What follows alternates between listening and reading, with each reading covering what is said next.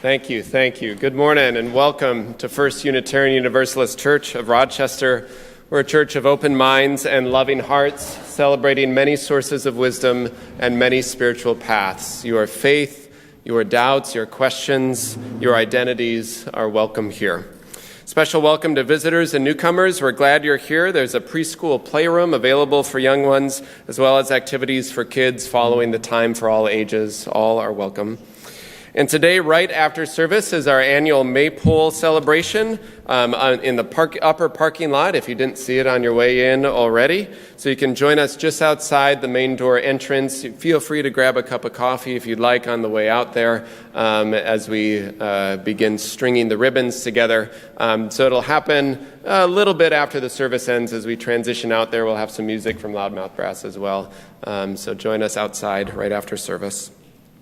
Today we're glad to welcome our guest musicians, Loudmouth Brass, for being here all morning, and for the Maypole, it's a blessing to have you here and your music enlivening this space so well. So welcome. Glad you're here.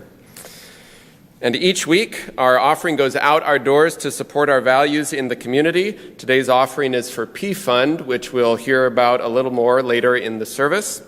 And Wednesday evening, you can join us for supper, followed by a forum. The forum this week is with special guest speaker Jody Holden from the nonprofit American Promise, which is working to fight against big money in politics in Minnesota and beyond.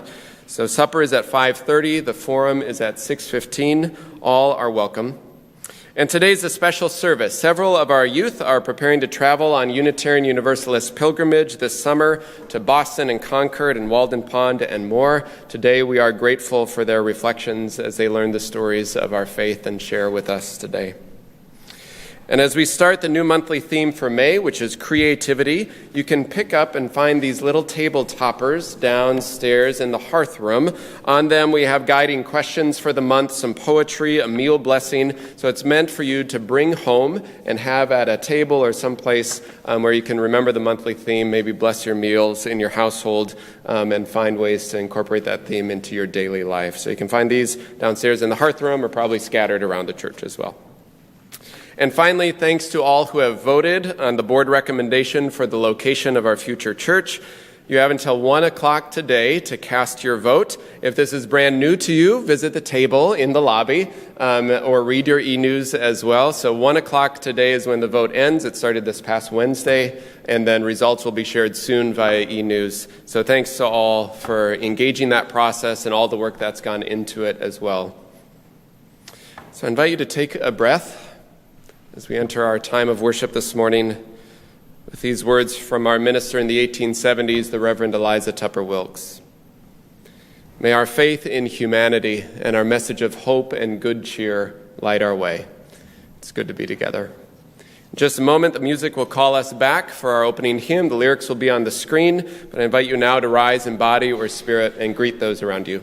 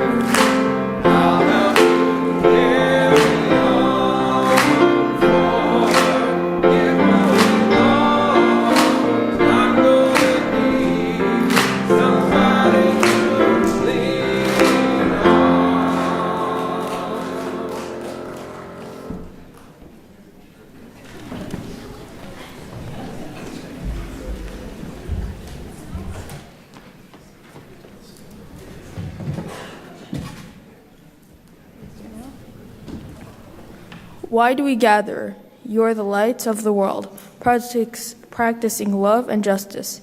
We gather to combine our lights so they shine together, gathering strength and brightness in community. We light this chalice as an ingathering of light, learning love and justice for one another.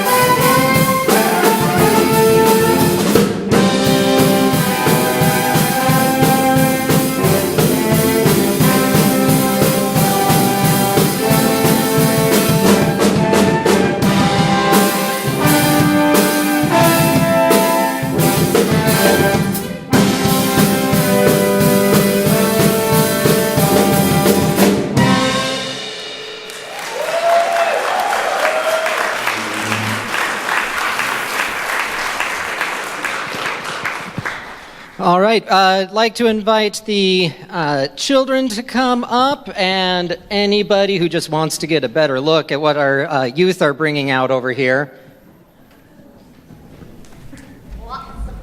What? We got a visual aid, old school.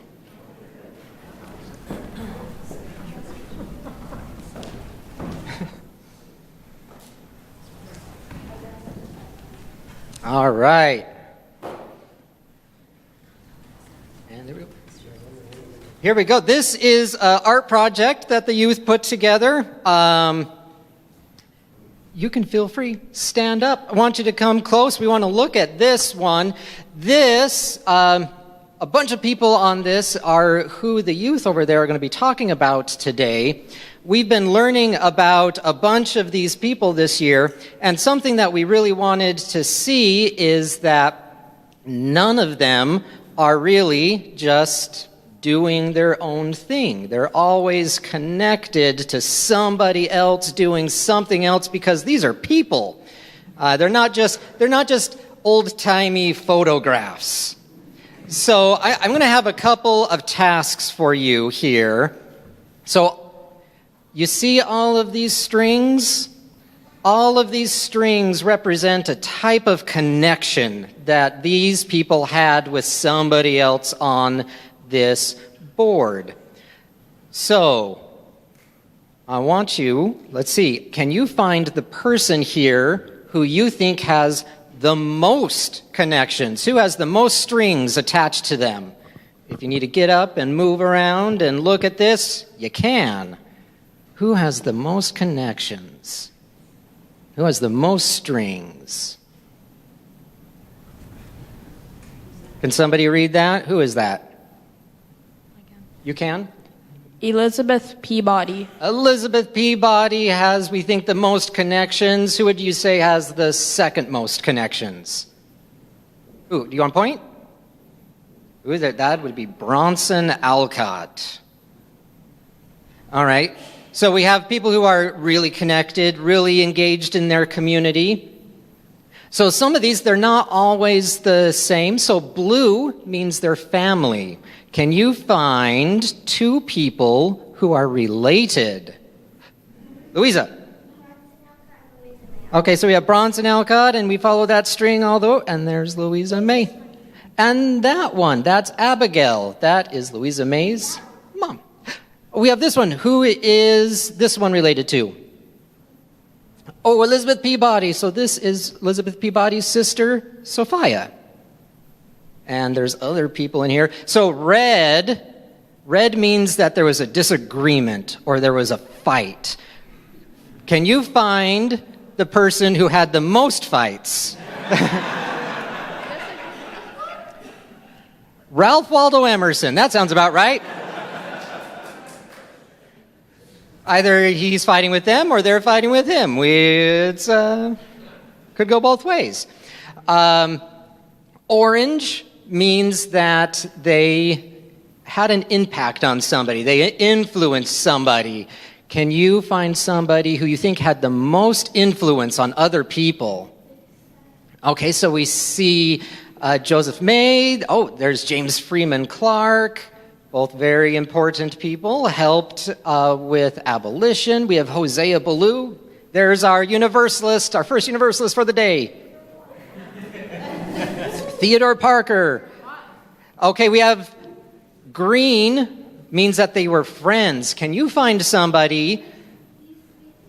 Yeah, they're all friends. Now, can you find somebody who had a fight with their friend? So they're connected to both red and green. This one, okay. Yeah, so we have Nathaniel Hawthorne, we have Bronson Alcott, we have Elizabeth Peabody. Now, is it true that sometimes we fight with our friends? Yes. Yeah. And they did as well. But then it becomes more important question, what do we have more important? Do we have the friendship be more important? Or do we have the fight be more important? Friendship, because green's over red. Okay, we're going to choose green over red every time. Because friendship is magic. All right. So and this is going to be up later on today, so you can come in and you can see what more connections are there. But thank you for helping us find this. That one only has one. We'll have to figure out why that one only has one. Poor Judith Murray. So I believe Austin's going to play us out with the children's benediction, and then you'll just come back at the end. Thank you.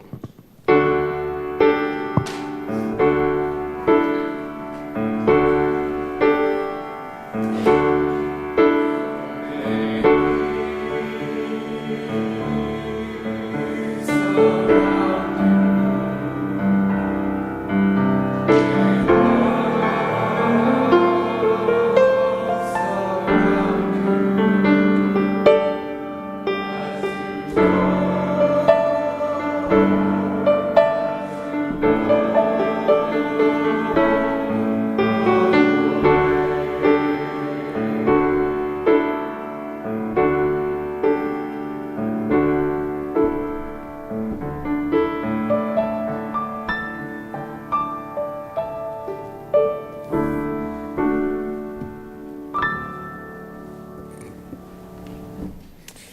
invite you to take a deep breath.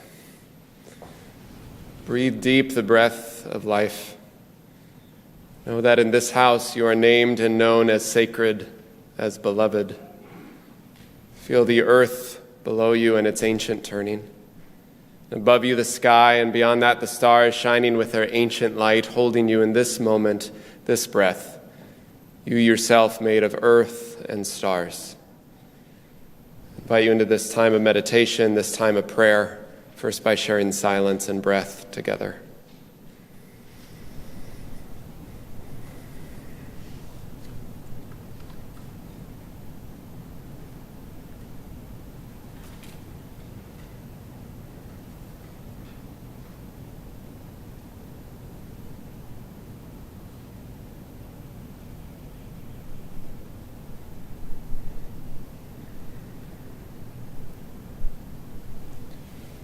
Spirit of life, source of love, Gaia and God of many names and beyond all naming.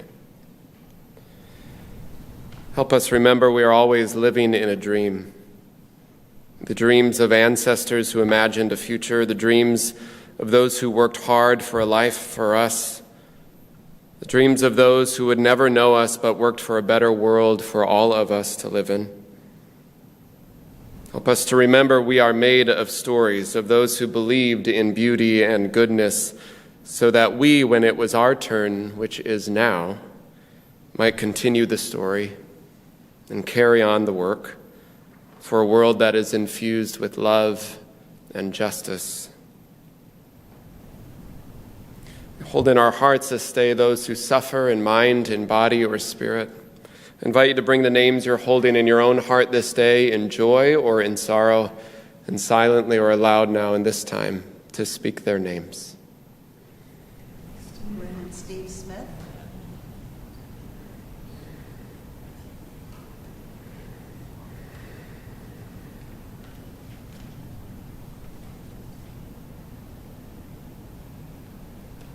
For the names spoken and unspoken, may we all be held in love.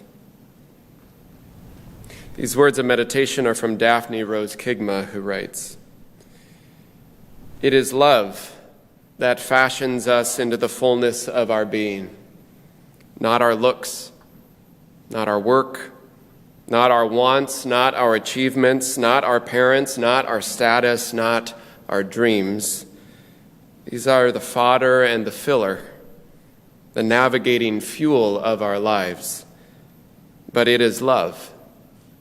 Who we love, how we love, why we love, and that we love, which ultimately shapes us." May it be so, and amen.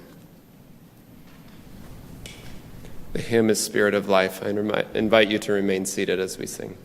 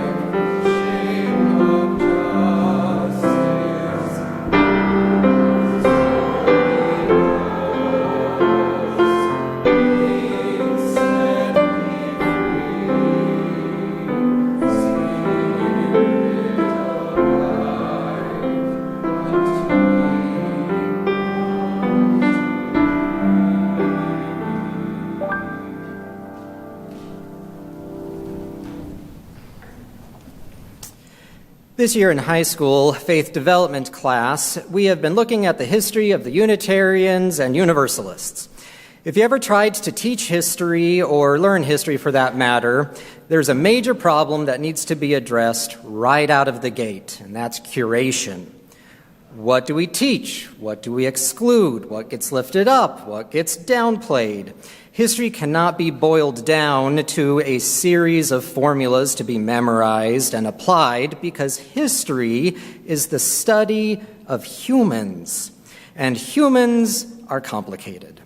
We could take every action, every motive of a human life, add them together, and still arrive at a conclusion greater than the sum of its parts.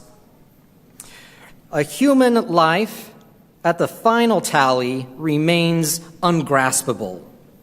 Now we take that fundamental problem and multiply it by an infinitude by introducing the lives of others in the calculus of existence. We see that once a life has been set in motion, it moves, mixes, and interacts with the lives of all those around it. Our project over here that we showed, and that will be visible downstairs after service, is a visual attempt to show this. We invite you to look at it. Who influenced whom? Who befriended those around them? And who fought with those same friends? The symbols only represent the stories, as the stories only represent one facet of reality.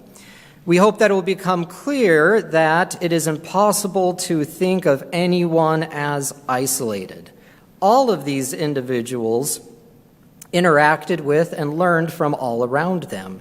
They adopted one another's ideas. They reacted to the movements of their neighbors. They fought with those they didn't agree with. They loved one another and allowed that love to change them.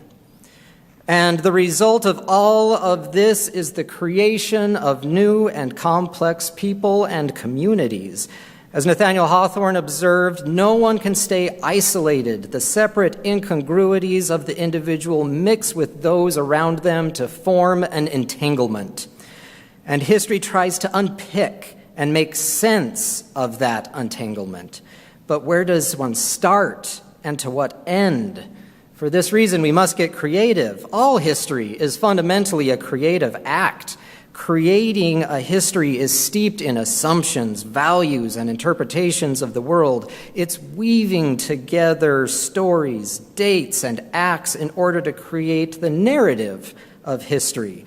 The only question really is what are we going to create?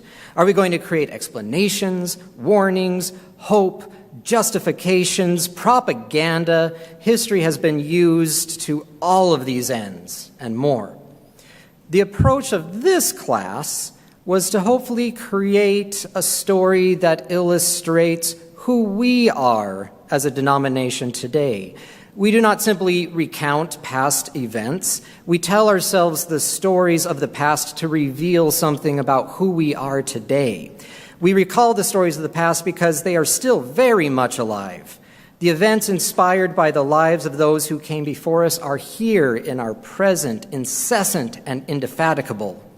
To paraphrase Margaret Fuller, those lives are still running in constant motion. They are still rushing around us and through us.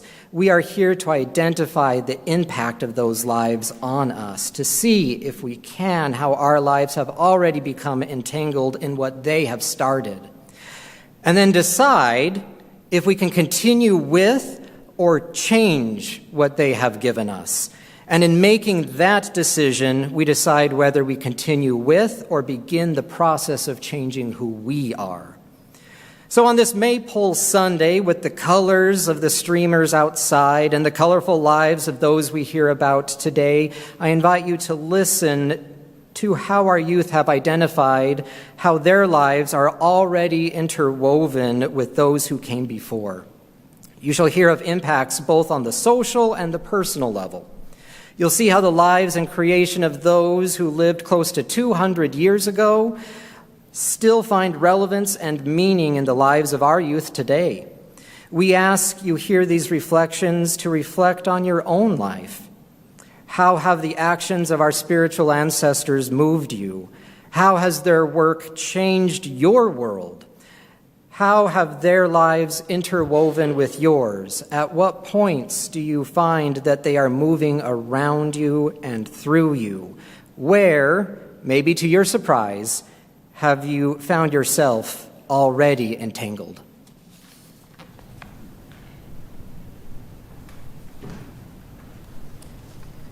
All right, so I didn't even plan on doing this today.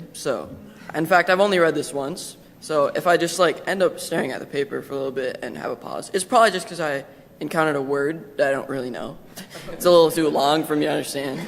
So, yeah. When discussing the history of Unitarian Universalism, the lasting impact and extensive outreach of this religion can truly not be measured. That being said, everyone's cleared the next 7 hours for this history, right? Well, that would be excessive. Today we will touch on the progression of Unitarian Universalism throughout history, key figures at the core of our beliefs, and how this church will progress to become a pillar of social justice in addition to other values at the core of Unitarian Universalism. To begin our journey, we go back to the 1600s and start with what all good things start with. The Puritans, or rather a subsect of the Puritans, the Pilgrims. In search of religious freedom, the Pilgrims left for America, leaving behind the Church of England. However, the Pilgrims and other branches of Puritans didn't always cooperate, leading to another religious schism and the development of the Cambridge Platform, which in theory would enable the different religions to get along. The basics of platform included memberships of the church being entered into freely and willfully, and it would be a covenantal act. Membership would include a statement of belief, and members would assign or call their own ministers, and churches could set their own guidelines and not govern other churches. And lastly, no civil or government figures may influence the self-government within the church. The way Unitarian Universalism operates today still echoes with these principles. We will skip forward and give some honorable mentions to some big names in our history. 1770, John Murray reluctantly delivered the first sermon by an ordained Universalist preacher in America. Early 1800s, Jose Ballou, in the spirit of Cambridge Platform, a Universalist minister who was spontaneously ordained while preaching at a gathering of Universalists.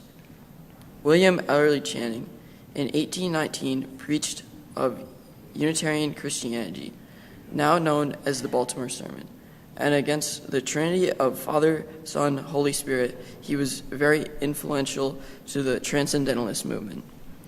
Ralph Waldo Emerson, possibly the most popular Unitarian, who actually denounced his role as a Unitarian preacher, leading to him being one of the foremost leaders of the Transcendentalism in the U.S.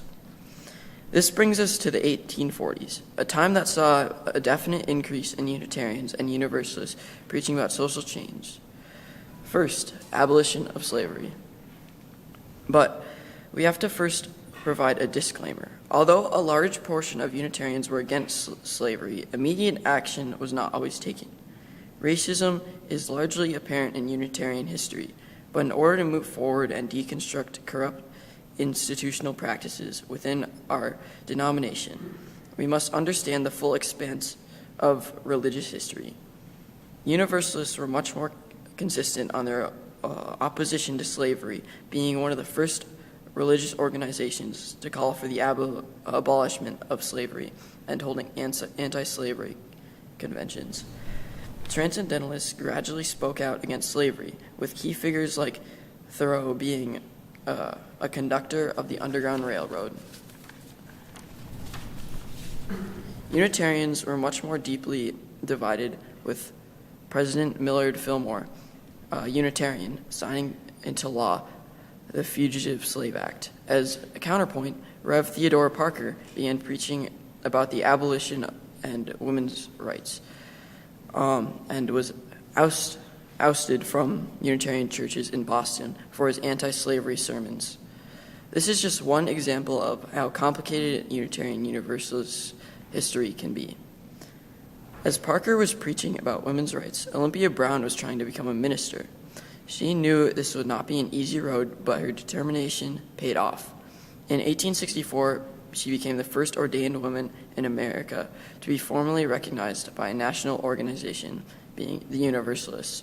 And as a first woman, she became friends with Susan B. Anthony and Lucy Stone and began a long and hard-fought battle towards suffrage, allowing women to vote. Her fight continued until 1920, when at the age of 85, Olympia Brown voted in her first federal election.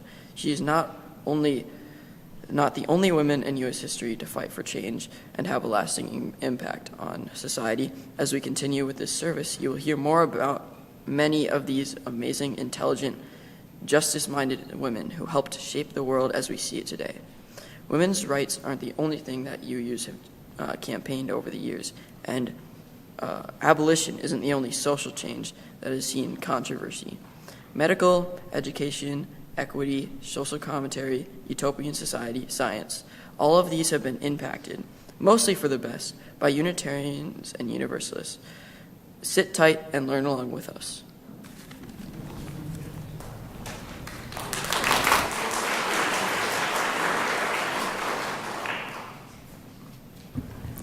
As you may know, there's nothing more than teenagers love than gossip. So I'm here to give you all the tea, which means gossip in modern slang, on Elizabeth Peabody. You may wonder why I picked her, and my reason is very simple. She was everywhere, which made the project very easy for me to do. If you're a UU, you need to know about Peabody. Girlie was everywhere and in everyone's business. She just didn't know when to quit. Starting with just a few of her accomplishments, she was the first person to translate the Lotus Sutra, which is a Buddhist scripture, into English, and it was put into the Transcendentalist journal, The Dial. She spoke 12 different languages fluently. One of those languages was Hebrew. The reason she learned it was so she could read the Bible, so she could prove her mom wrong in an argument. She established kindergarten in the United States, and she had her own bookstore. Peabody valued education. She thought women were just as smart, or if not smarter, than men. At the time, women could not go to college, and she thought that was stupid. So she just waltzed right into Harvard classes and just sat there and listened into classes. She would take textbooks and have book clubs at her bookstore for women. One of those women at her bookstore was Margaret Fuller. Peabody also sheltered Polish immigrants in her backyard for free. When she died, her friends turned her house into an immigrant house, and the Elizabeth Peabody House still remains open for shelter immigrants to this day. Fun fact, Leonard Nimoy, who plays Spock in Star Trek, actually grew up in the Peabody House. When we were in class, almost every lesson went like, who did they know? And everyone's like, Elizabeth Peabody. We were making a crafting youth group, as you can see, and she definitely had the most strings. She knew almost every person we learned about. Emerson was kind of her Greek teacher. She went to lessons, and she's like, and he didn't even let her pay him because she's like, you already know this. Although she disagreed with some of the philosophies he talked about, they were still friends. In her bookstore, her sisters married Nathaniel Hawthorne and Horace Mann. She was friends with Bronson Alcott and even taught at a school, but there's some spicy drama with them. Peabody didn't like that Bronson had kids sit in silence and journal. One time she wrote to her family about this, and Bronson intercepted her mail and read her journal and was mad at her, and she left. She also influenced William Channing to become more Unitarian as they would go on walks and talk about religion. He would preach Peabody's ideas in sermons, although she denied or didn't realize that she was influencing him. If you don't know who Channing is, he was one of the most significant and famous Unitarian preachers in the 19th century. Aside from these people, she also interacted with famous people like Theodore Parker, James Freeman Clark, Fred Douglass, Lydia Maria Child, Dorothea Dix, George Ripley, McKinley Conway, William Wordsworth, Henry Wadsworth Longfellow, Edgar Allan Poe, Henry James, and Louisa May Alcott, and many more. Despite society pressures on women's education, she decided to defy society and educate women and to help immigrants.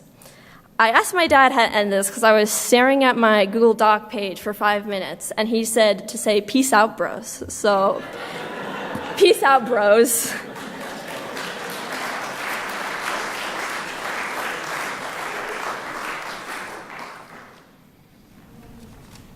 I chose to research Margaret Fuller because of her views on gender and women's role in society. Fuller spread her word in conversations Elizabeth Peabody let her host in her bookstore free of charge. Many of her conversations featured themes of feminism and the view of gender in society. Fuller wrote the book Woman in the 19th Century. The main topic of the book is that the sexes are largely the same and many traits intertwine in individuals. Fuller writes, "Society thinks male and female represent the two sides of the great radical dualism. But in fact, they are perpetually passing into one another. Fluid hardens to solid, solid rushes to fluid. There is no wholly masculine man, no purely feminine woman. History jeers at the attempts of physiologists to bind the great original laws by the forms which flow through them. They make a rule that they say from observation that cannot be. In vain, nature provides expectations to every rule. She sends women to battle and sets Hercules spinning. She enables women to bear immense burdens, cold and frost. She enables the man who feels maternal love to nourish his infant like a mother. Let us be wise and not impede the soul. Let her work as she will. Let us have one creative energy, one incessant revelation, and let it take what form it will. And let us not be bind, not it by the past to man or woman, black or white, so let it be. These ideas connect to my art because I drew Margaret Fuller in a traditional men's suit. She refused to live most of her life as a stereotypical woman, as she never wanted kids and wanted to live her life as she pleased. Fuller spread her ideas through the conversations. Throughout my life, I have related to many things Fuller has stated. When I was a child, you couldn't get me to wear anything but a dress. Nowadays, I wouldn't feel comfortable wearing them. As I got older, I found myself living and believing the ideas of Fuller's argument that gender is fluid and perpetually interchangeable. Society has made many rules people are expected to follow. Many of them are downright stupid, including the societal expectations of how women and men are supposed to act and dress. Just as Fuller writes, there is no wholly masculine man, no purely feminine woman. I have never met anyone who could be called a fully masculine man or a purely feminine woman. Since childhood, I have lived on the lines of society's gender norms, and just because of that, it doesn't make me any less of the man I am today. People should be able to express themselves how they feel comfortable without society wanting them to fit in a box. Fuller spent her life spreading her ideas to those who would listen. Now I stand in front of you hoping you will take something from what I said. Fuller expressed the ideas of fluid gender, which I can personally relate to without my life.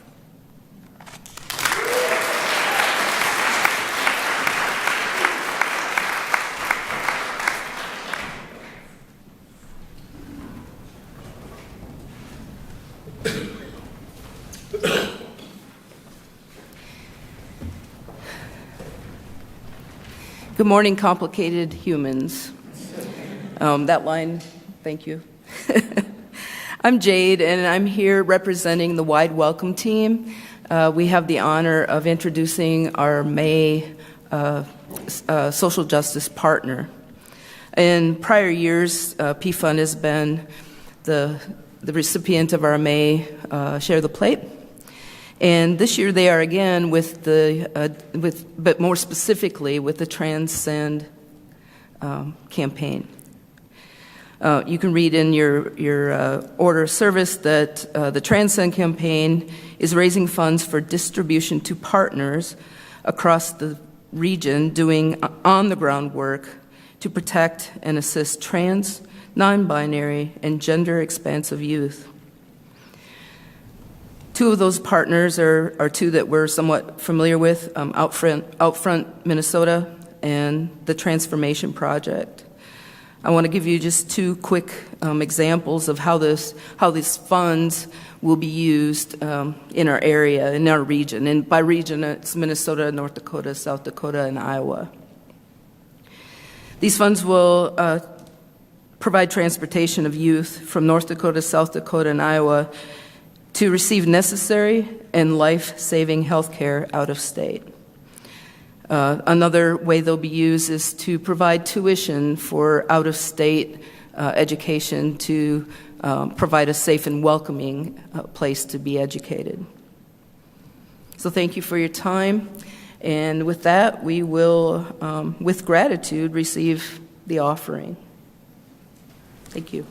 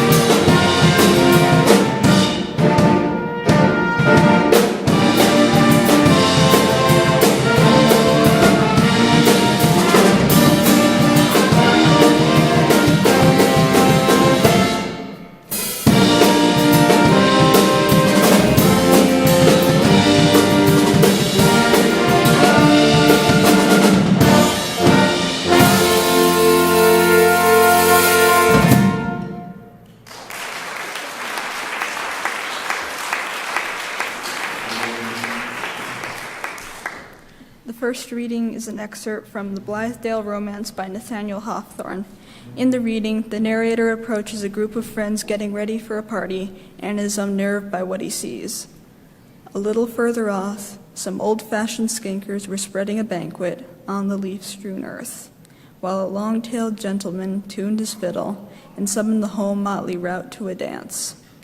Before partaking of the festal cheer, so they had joined hands in a circle, whirling round so swiftly, so madly and so merrily, in time and tune with the satanic music, that their separate incongruities blended all together and they became a kind of entanglement.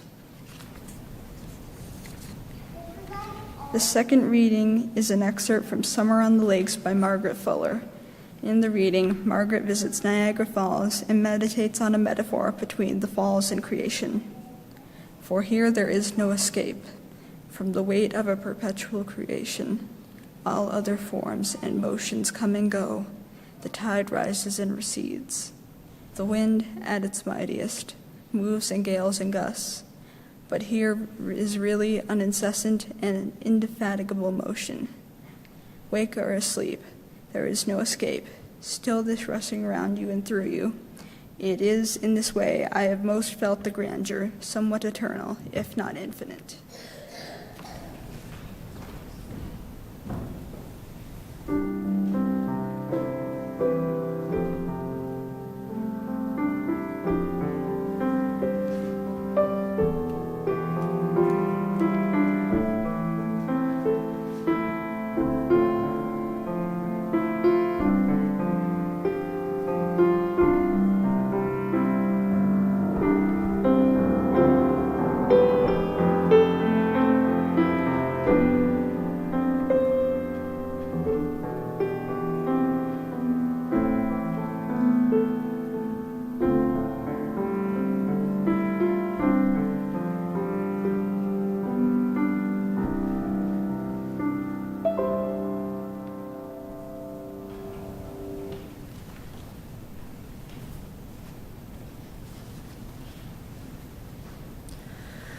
I chose Dorothea Dix for my project because I admire how she inspired people to be more considerate of others with mental illnesses.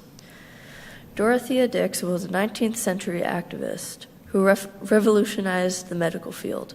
She advocated for both the mentally ill and indigenous people. She openly challenged beliefs of reform and mental illness by doing so. During the Civil War, she assisted in the recruitment of nurses for the Union Army. In 1802, she was born in Hampton, Maine. There isn't much information about her childhood available, but historians predict or assume her parents were alcoholics and her father was abusive. They believe she traveled to Boston to live with her grandmother as a result of the abuse. She received her education in Boston and tutored children before becoming ill and having to stop teaching. Her doctors advised her to spend time in Europe, where she met with numerous reformers who wanted to change how mentally ill people were cared for. When she returned to the United States, she visited various mental institutions across the country. She urged states to improve mental health care. She went on to establish asylums in New Jersey, North Carolina, and Illinois. She did the same in multiple countries. When the Civil War broke out, she devoted herself to the cause of the Union. She was designated as the superintendent of the military nurses. She set high expectations for the newly recruited nurses, including Louisa May Alcott, resulting in their successes. Many people respected that she treated both Union and Confederate soldiers, showing that the injured and sick Confederate soldiers deserved empathy just as much as their own. She appointed approximately 3,000 Union Army nurses before stepping down in 1965.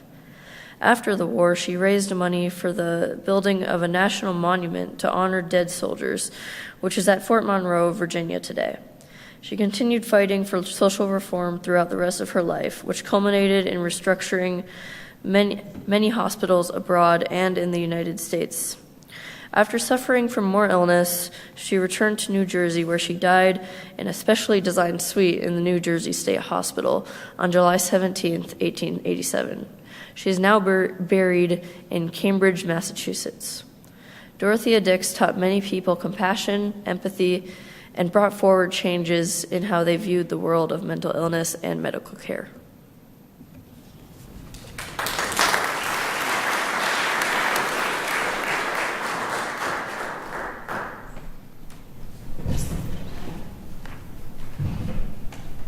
I'm shorter than all the youth. I'm reading on behalf of Sylvia Thompson-Jewell her words today about Clara Barton. Clara Barton was a teacher, nurse, and a humanitarian. She started helping and healing when she was just a little girl. She was a very independent and confident woman that wouldn't take no for an answer. She founded the American Red Cross and is an inspiration to me, Sylvia, because I want to help people also. Clara was born Clarissa Howell Barton on December 25th, 1821, into a Universalist family. She was called Clara after her brother decided that Clarissa just did not suit her. Her mother was very sickly, so Clara's older sister Dolly acted as her mother and primary caregiver. Clara's brother David convinced their father to let Clara be homeschooled after people made fun of her lisp.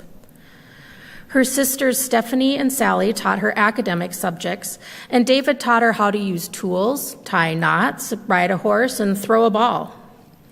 Clara Barton showed promise as a healer at an early age.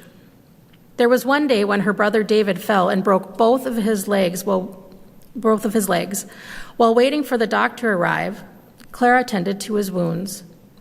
After the doctor examined David, he said, "Clara, you did exactly what I would have done." While he was healing, Clara brought David a nosegay of flowers. This was a tradition that she would continue when families lost their men during the Civil War. At the age of 17, Clara Barton passed the test to become a teacher. She taught for 12 years and built a school in Bordertown, New Jersey. After teaching, she became a clerk at the U.S. Patent Office. She was given a promotion and given pay equal to that of a man. Clara stated, "I may sometimes be willing to teach for nothing, but if paid at all, I shall never do a man's work for less than a man's pay." Not my words, we're good. In 1855, her boss left to go home to Iowa, and the new boss did not feel women should work at the office with men, so he demoted her to a copyist. When the war broke out, Clara's father convinced her that she was destined to help in the effort because of her nursing skills. Clara wanted to be on the front lines instead of waiting for soldiers to be brought to the tent. Hence, Angel of the Battlefield became her moniker because she made good impressions on the surgeons. General Benjamin Butler put Clara in charge of hospitals along the James River, and after the Civil War, Clara Barton helped to find missing soldiers. In 1869, Clara went to Europe where she learned about the Red Cross. She was in Geneva, Switzerland, where she met Harry Dunant, who started the International Red Cross. President Arthur, in 1882, signed a treaty for the American Red Cross and put Clara in charge of the organization. She ran the American Red Cross for more than 20 years. The American Red Cross mainly focuses on helping people after natural disasters and supplying relief to victims of war. Unfortunately, she had to resign from the American Red Cross because she was bad at managing money. After Clara retired from the Red Cross, she went on to create the National First Aid Association of America in 1905. This organization focused on basic first aid, emergency readiness, and first aid kits. These first aid kits gave first responders the supplies they needed to respond to an emergency. On April 12, 1912, at the age of 90, Clara died in Glen Echo, Maryland, due to pneumonia. However, the work that Clara started is still going on today.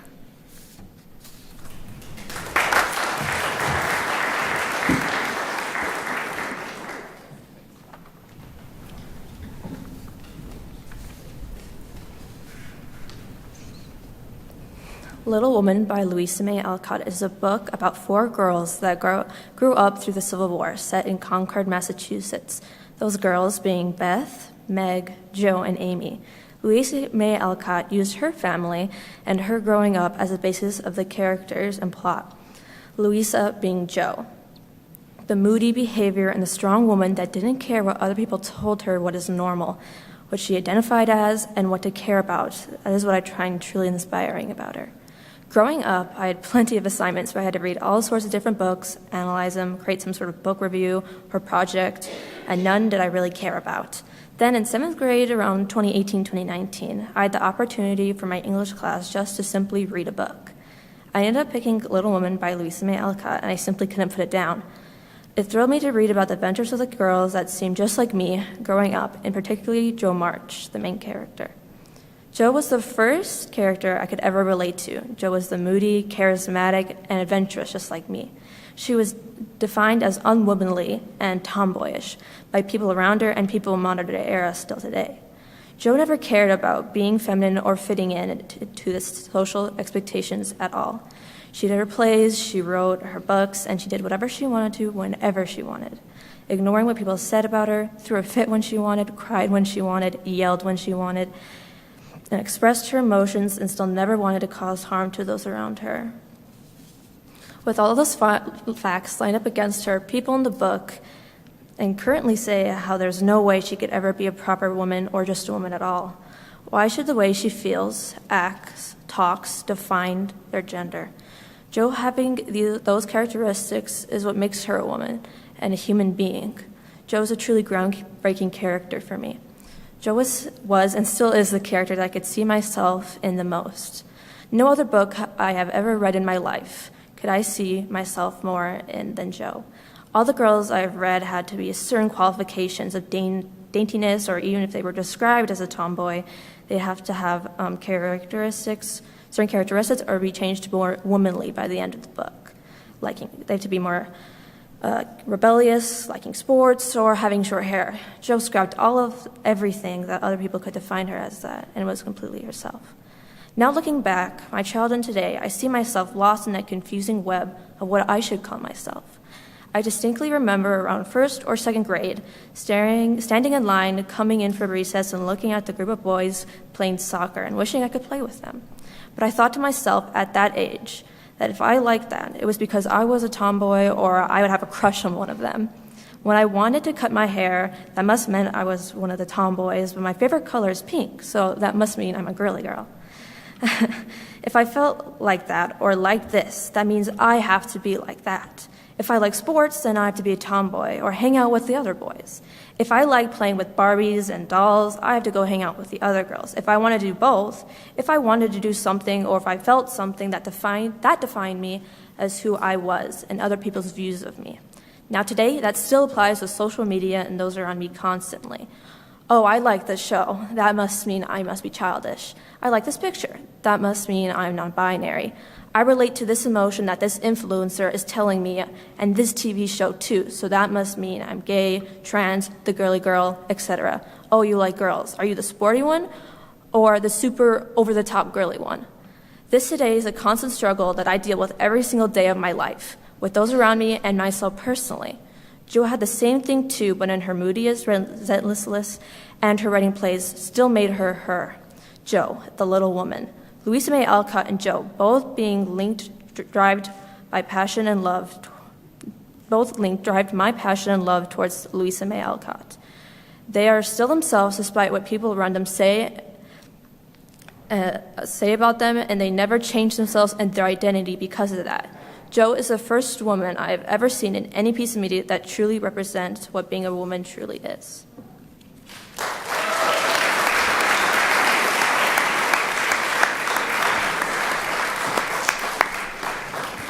The hymn is This Little Light. I invite you to rise in body or spirit as we sing.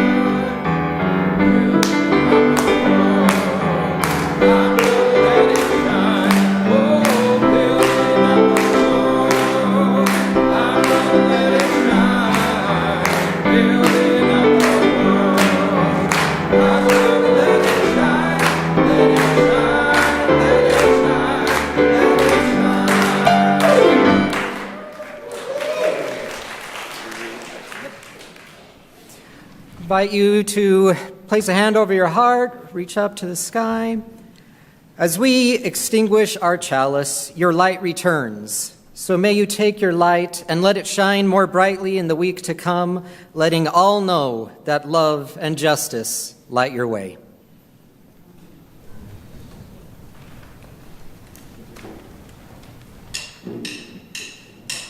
Thank you.